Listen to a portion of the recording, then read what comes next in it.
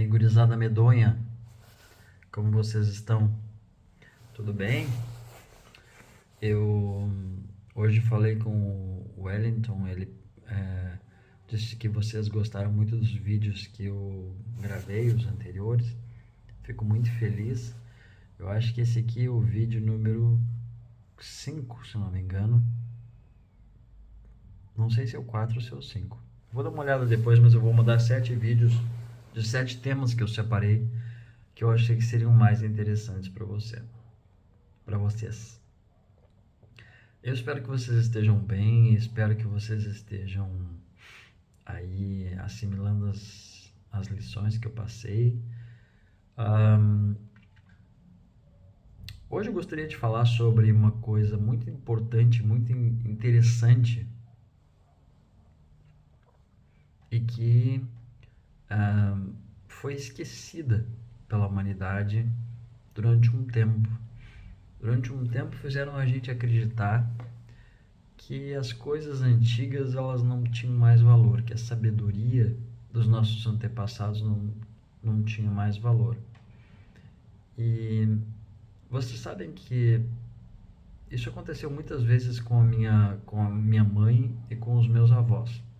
Os meus avós diziam coisas para minha mãe e a minha mãe, enfim, estava numa condição de saúde melhor, de saúde financeira melhor, estava ganhando mais dinheiro do que os avós. Desculpa que eu estou fungando, mas está muito frio aqui em Pelotas hoje. 8 graus é pesado. As casas aqui do Brasil não são preparadas para... Fazendo aí um corte no vídeo, as casas lá na Inglaterra, elas são preparadas para o frio e não são preparadas para o calor. Então, quando aquece lá, a gente passa trabalho. Porque não há ar-condicionado, não há nada. Há um ventiladorzinho lá de vez em quando e a gente sua lá de noite no verão. Mas aqui no Brasil as casas não são preparadas para o frio. Principalmente aqui no Rio Grande do Sul, que faz muito frio. As casas não são bem desenhadas para o frio. Mas voltando ao assunto que eu estava falando sobre o conhecimento dos antigos, dos antepassados e tudo mais, uma das coisas que eu acho que foi esquecida pela humanidade em geral foi o poder da oração. Poder de orarmos e de falarmos todas as noites com aquele que nos criou e com aquele que nos deu a vida, ou até mesmo com nós mesmos.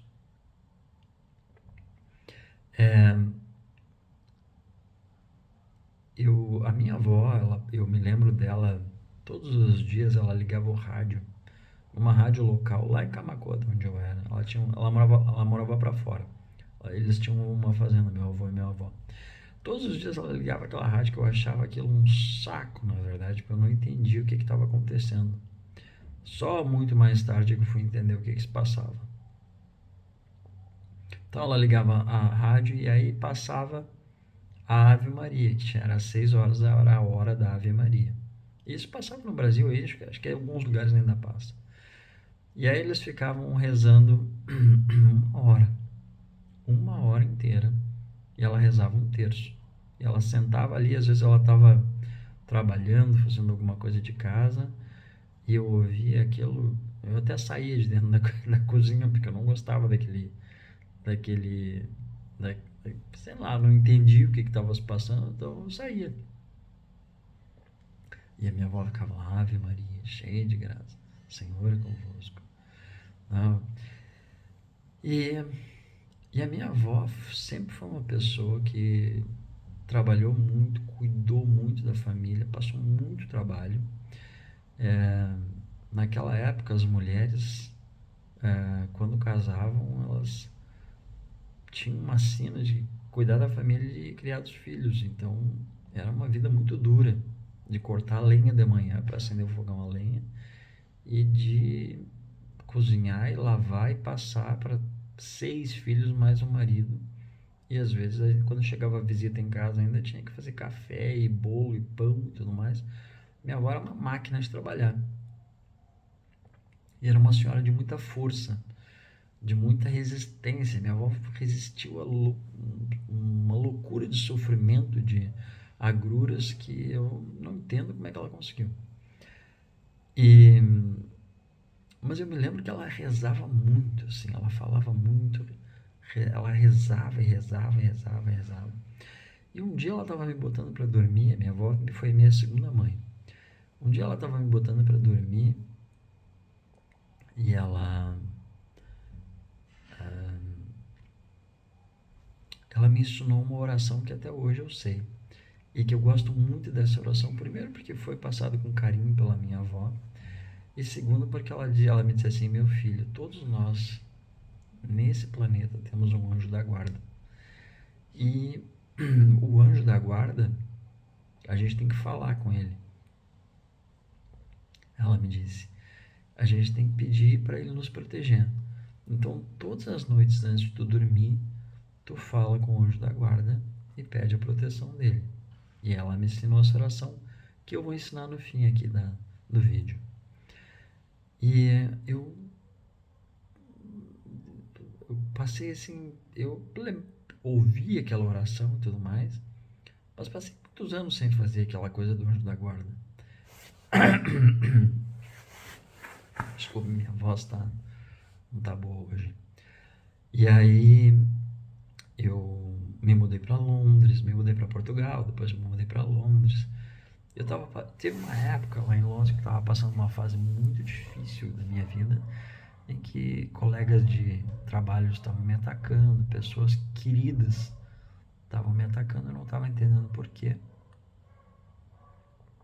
Eu deixei a guarda aberta e acabei permitindo o ataque dessas pessoas. Essas pessoas falavam mal de mim e criavam discórdia, criavam coisas. Foi um momento muito complicado na minha vida mesmo, muito complicado. E eu tinha um certo preconceito contra a oração. Eu não orava, eu não rezava. E aí a minha mãe, que com o tempo também passou a entender e reconhecer que minha avó estava certa, passou a orar, a rezar muito.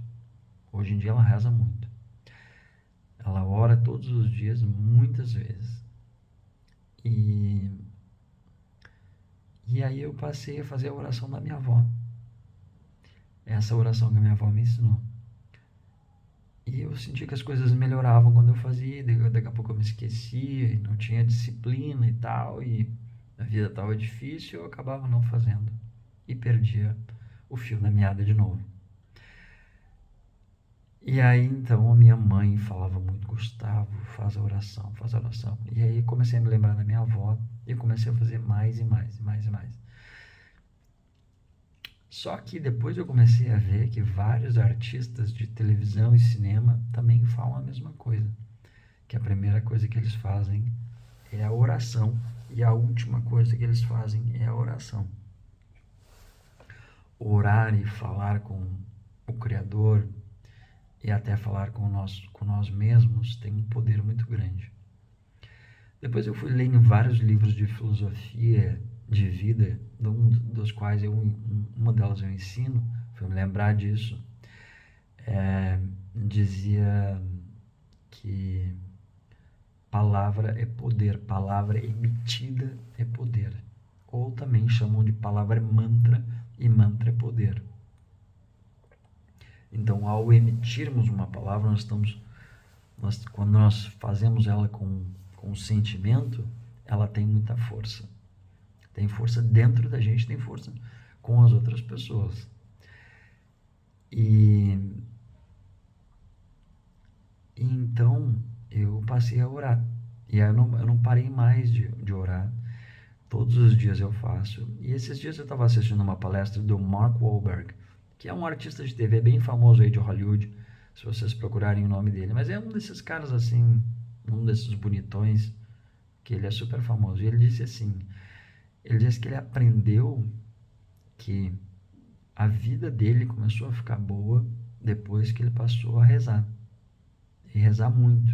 E ele disse que hoje em dia ele não sai mais da cama, ele não se levanta mais sem rezar. A primeira coisa que ele faz é rezar, e rezar para agradecer, não é rezar para pedir. Nós temos uma tendência de rezar pedindo coisas, mas nós não devemos rezar pedindo coisas, nós devemos rezar agradecendo. E existe uma lei da vida aí que nós temos que aprender, que é o seguinte: para aquele que tem, tudo lhe é dado, para aquele que não tem, nada lhe é dado. Que significa o seguinte: aquele que tem a generosidade de agradecer e de reconhecer a vida, por muito que a vida às vezes nos pareça difícil, mais coisas vêm para essa pessoa. E aquela pessoa, vocês já prestem atenção, aquela pessoa que está sempre reclamando, pedindo e achando que a vida dela está difícil e que às vezes é realmente difícil, e que nada dá certo e que está tudo contra ela, ela só piora a vida dela. A gente não entende porque o sistema desse mecanismo. E o mecanismo é esse que eu acabei de ensinar para vocês. Quanto mais a gente agradece, mais coisas boas vêm para a gente, independente das suas condições de vida. Eu vou explicar isso porquê para vocês. E quanto mais a gente reclama, mais coisas ruins vêm pra gente. E veja que a palavra reclamar significa reclamar, o ato de clamar, de falar. Eu clamo por isso, eu reclamo, então eu quero mais desse problema. Entenderam isso? Quanto mais a gente reclama, mais vem pra gente. Quanto mais a gente agradece, muito obrigado, mais vem pra gente essas benesses. Quanto mais a gente reclama dos problemas, mais eles aparecem. É assim. Não me perguntem por quê, mas é assim. Então, quando nós fomos rezar para Deus, quando nós fomos falar com Deus, nós temos que agradecer, no sentido de eu estou grato por aquilo que tenho. E aí vocês vão pensar o seguinte: poxa, mas a minha vida é tão difícil. E eu vou explicar aqui o seguinte para vocês. Eu tenho um amigo, um grande amigo, e ele é um cara bonito. Ele é muito bonito, tanto é que todo mundo fala que ele é muito bonito. Ele é casado com uma mulher muito linda também. Ela é uma beleza de mulher. E eles têm um filho lindo também. O menino tem um menininho ainda.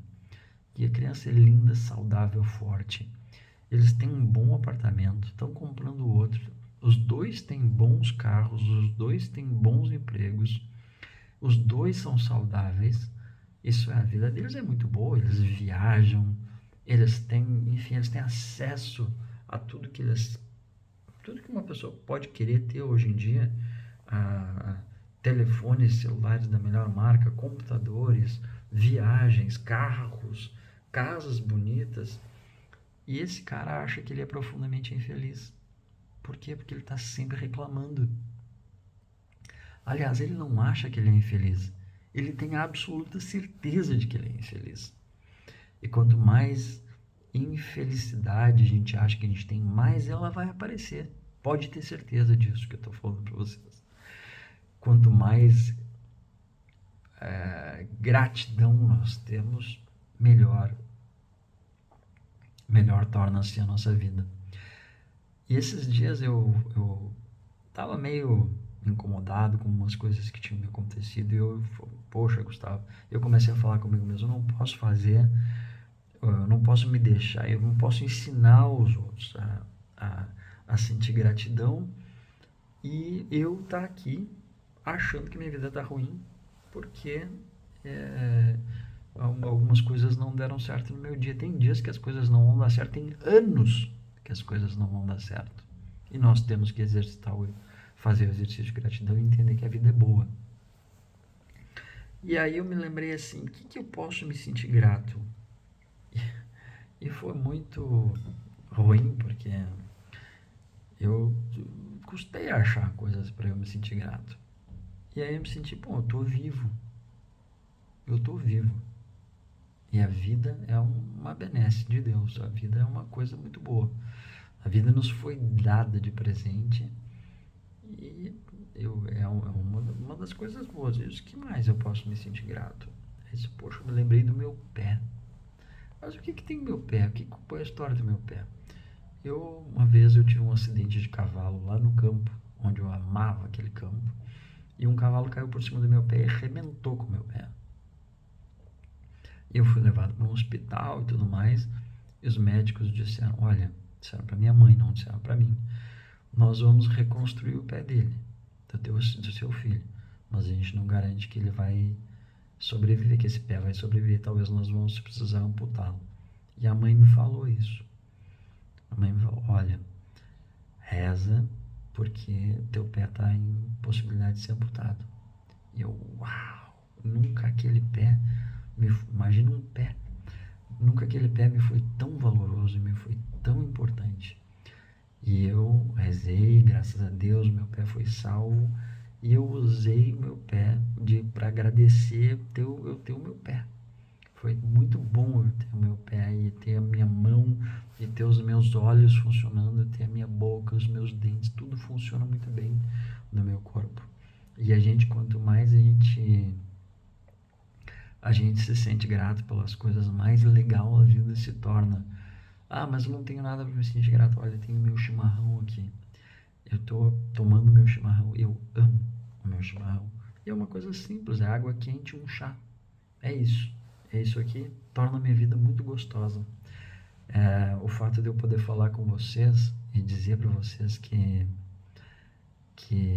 a gente tem que se sentir grato, me faz sentir grato por eu saber disso e estar passando isso para vocês. Então, gurizada, exercitem a oração e o exercício da gratidão. Tem mais uma história, eu não sei se eu estou me estendendo muito no vídeo aqui, se eu estiver chateando vocês aí, me desculpem, mas tem mais uma história que eu gostaria de contar para vocês, que é a seguinte. Um dia eu estava em Portugal tentando abrir a minha primeira escola, eu pedi um financiamento no banco e o financiamento não saía, o gerente do banco me enrolava e aquilo não andava, eu estava incomodado com aquele negócio, porque pensando assim, mas esse gerente do banco, por que ele está me enrolando tanto, né? E não andava e não saía, não andava e não saía. E todos os dias eu ligava para lá e ele dizia assim, eu ainda não tenho a sua resposta, seu Gustavo está em análise, não sei o que é. E aí um dia eu tinha uma amiga que ela estava numa cadeira de rodas, ela tinha quebrado a coluna dela com 15 anos. E ela era uma jogadora de tênis, que ia ser uma jogadora de tênis profissional, e quebrou a coluna e ficou na cadeira de rodas. E nós éramos amicíssimos, nós éramos amigaços, assim. Então um dia a gente estava